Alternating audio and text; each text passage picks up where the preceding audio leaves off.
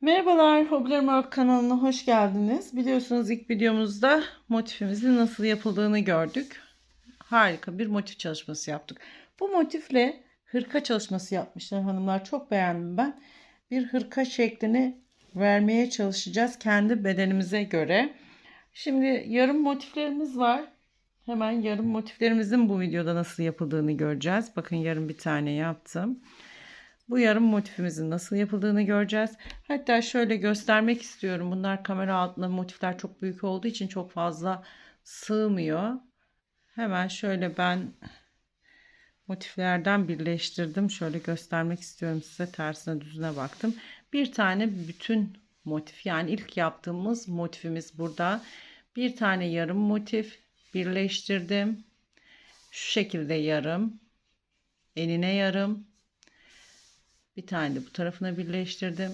Bakın bir tane de boyuna yarım birleştirdiğimizde düz bir dikdörtgeni elde etmiş oluyoruz. Bu tarafa da bir tane yarım birleştirdiğimizde dikdörtgenimizi elde ediyoruz. Şimdi küçük, bunlar çok büyük olduğu için birleştirmeyi tığla yaptım hanımlar. İğneyle dikmiştim. İğneyle diktiğimizdeki görsel beni çok mutlu etmedi. O yüzden tığla trabzan yaparak birleştirme yaptım. Bu videomuzda bunu da göreceğiz.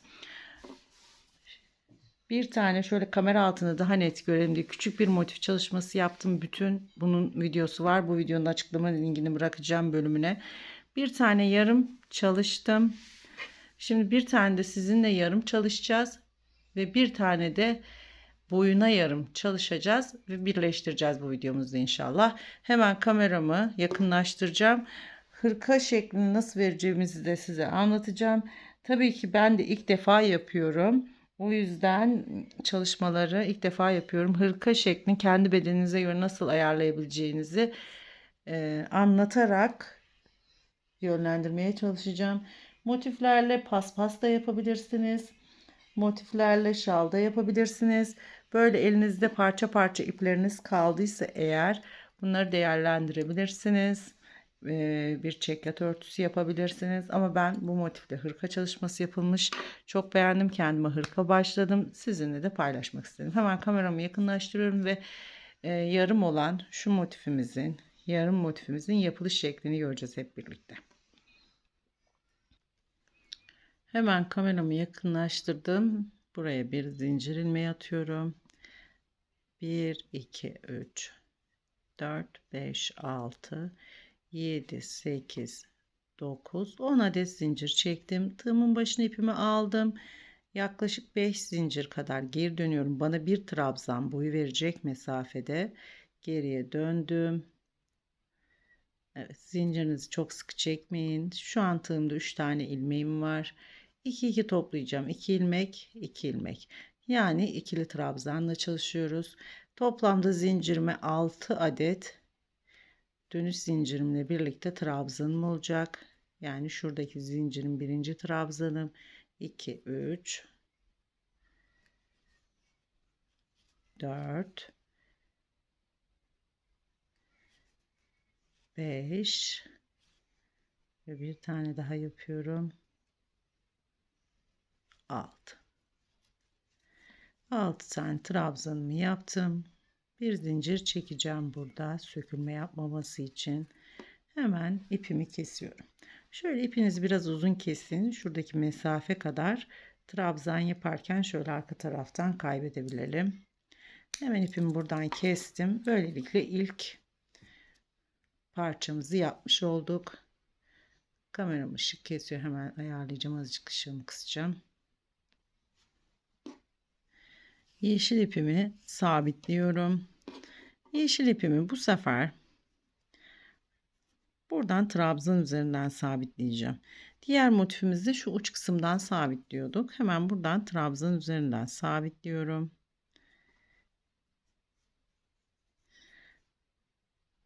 Bir, iki, üç zincir çektim. Benim ilk trabzanım.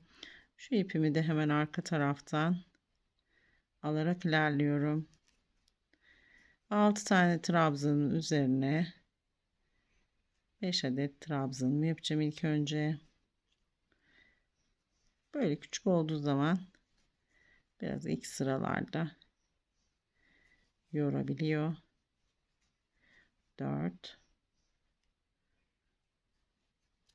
ve 5.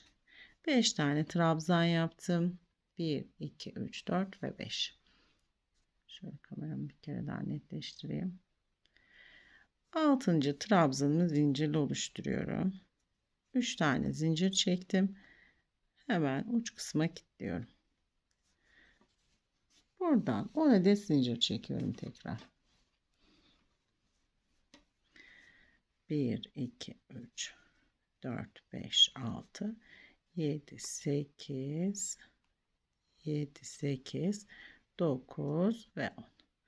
Geriye döndüm. Bana bir trabzan verecek şekilde yine bu zincirimin üzerine bu dönüş zincirimle birlikte 6 adet trabzan yapıyorum. 2, 3, 4,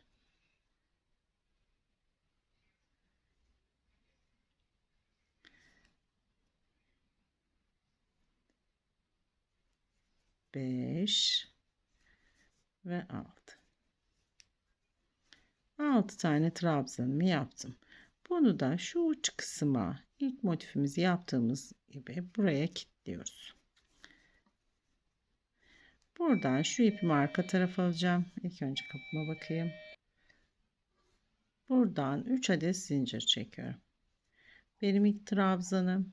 Şu ipimi keserken söylemiştim şöyle arkasını alacağım diye.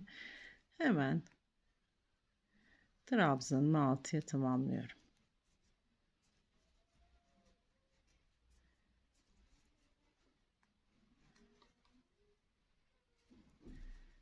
5 ve 6. Birinci katta oturanlar benim gibi bilirler. Apartmana her gelen birinci katın ziline basar. Sucusu, elektrikçisi, komşusu. Evet.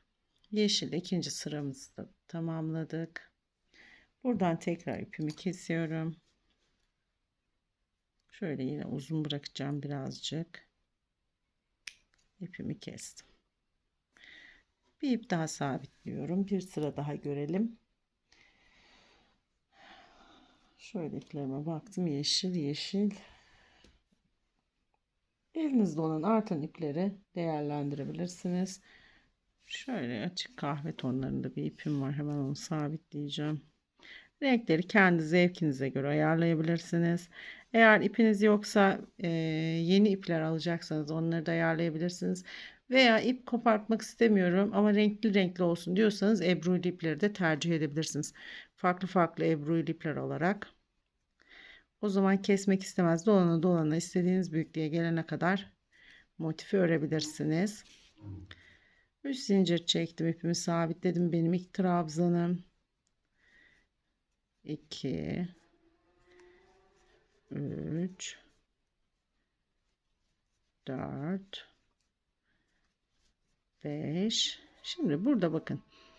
Burada aşağıya inmek için 3 zincir çekerek kilitliyorum.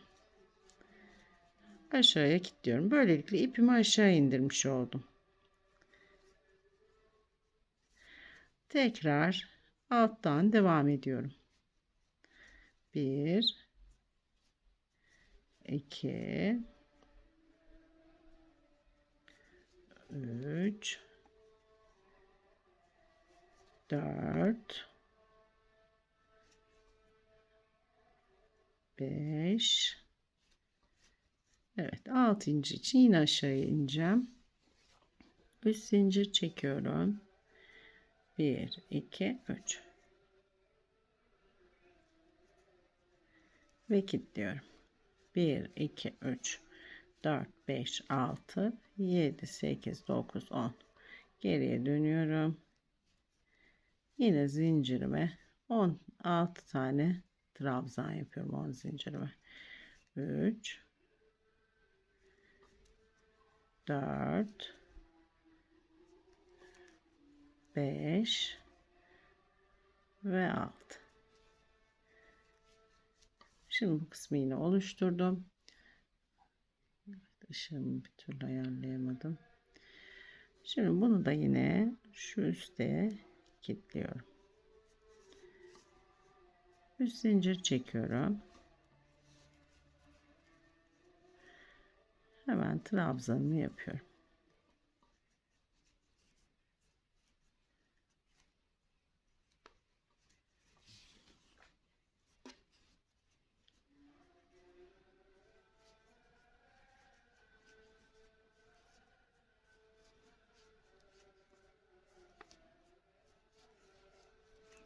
Ezan okunuyor. Hemen buraya kilitliyorum. Tekrar ipimi buraya üste almış oldum bu sefer de. 3 zincirle yukarı çıkıyorum.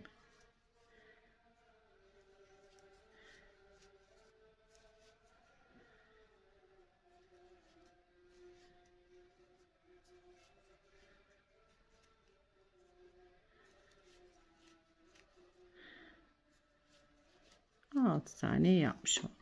Şimdi yarım motiflerimizi bu şekilde yapacağız.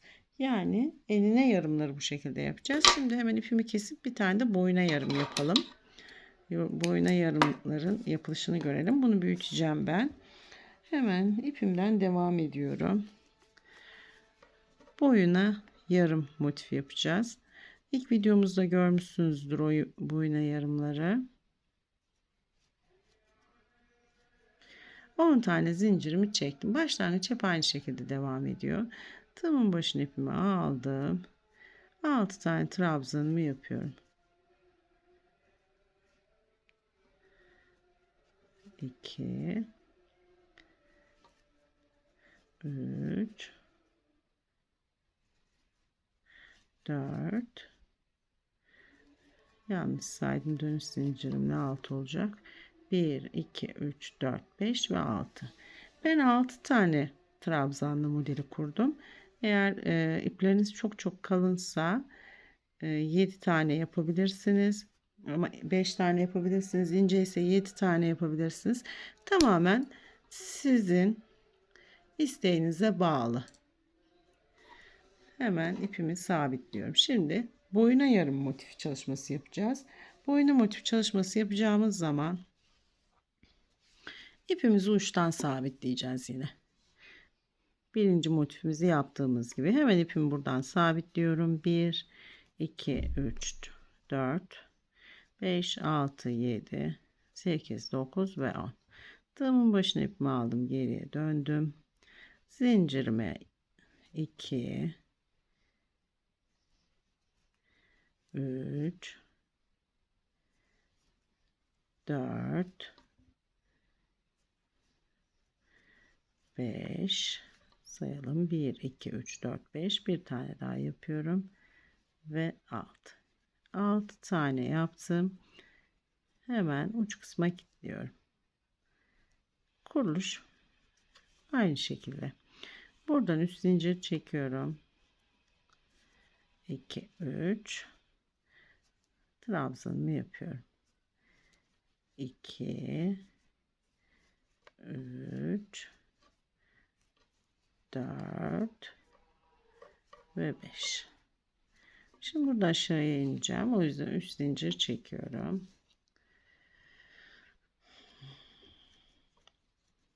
Biraz hızlı gibi anlattım ama böyle çok uzun videolar olsun istemedim. İpimi buraya indirdim. Tekrar 10 zincir çekiyorum. 2 3 4 5 6 7 8 9 10. Geriye dönüyorum. 2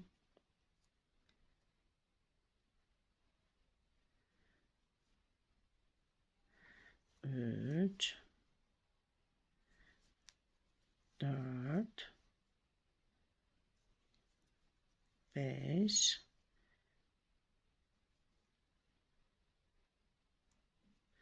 ve 6 taneyi yaptım. Şurada biraz zincirim fazla, bunu şöyle bir zincir sökeceğim ve buraya kilitliyorum. Buraya kilitledim. Bakın bu da böyle yarım, eline yarım motif. Hemen buradan ipimi kesiyorum. İpimi kestim. Yine bir tane daha ip ekleyeceğim.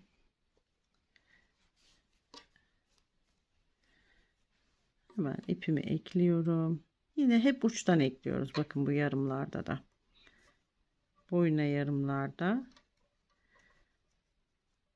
4, 5, 6, 7, 8, 9, 10. Geriye dönüyorum.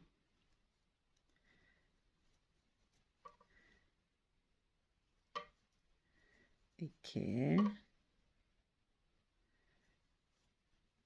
3,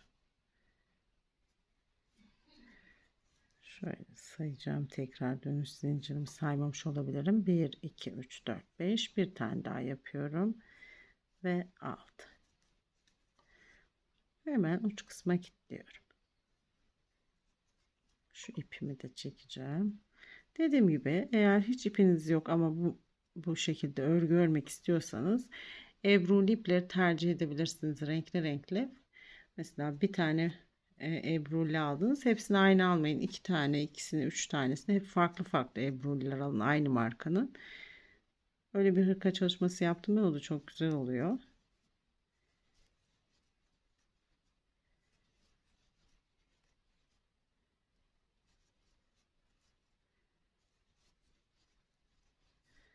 Evet. 6 trabzanımı yaptım. Hemen uç kısma kilitliyorum. 3 tane zincirle yukarı çıkıyorum. 1, 2, 3.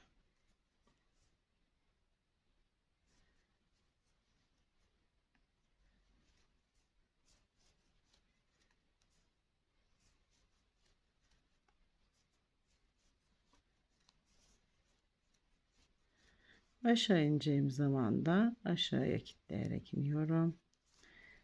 Hemen trabzan üzerinden devam ediyorum.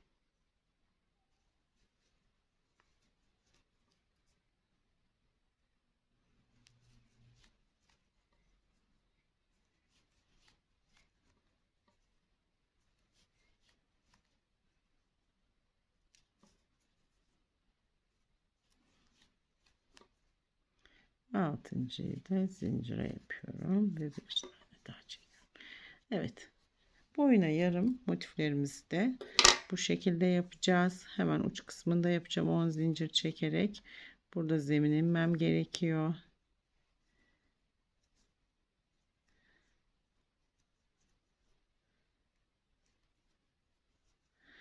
Bir, iki, üç, dört, beş, altı, 7, 8, 9, 10. Geriye dönüyorum. Bir püf noktası daha var birleştirmede. Onu hep göreceğiz. Şimdi bunu kurulumunu yapacağız. 1, 2, 3, 4, 5. Bir tane daha yapıyorum. 6. Üst köşeyi kilitliyorum. Ve bir zincir çekiyorum. Evet, şimdi birlikte bakalım. Şöyle bir bırakayım. Bakın, boyuna motif çalışmamız da bu şekilde olacak. Enine motif çalışmamız da bu şekilde olacak. Diğer motiflerimle aynı ölçüyü bir araya getireceğim. Üçüncü videomuzda da birleştirmeyi göreceğiz. Birleştirmede çok büyük tüyomuz var, kaçırmayın. Ben motifleri oraya kadar kuruyum. Kısa uzun videolar yüklemek çok zor oluyor. Üçüncü videoda da birleştirmeyi görelim.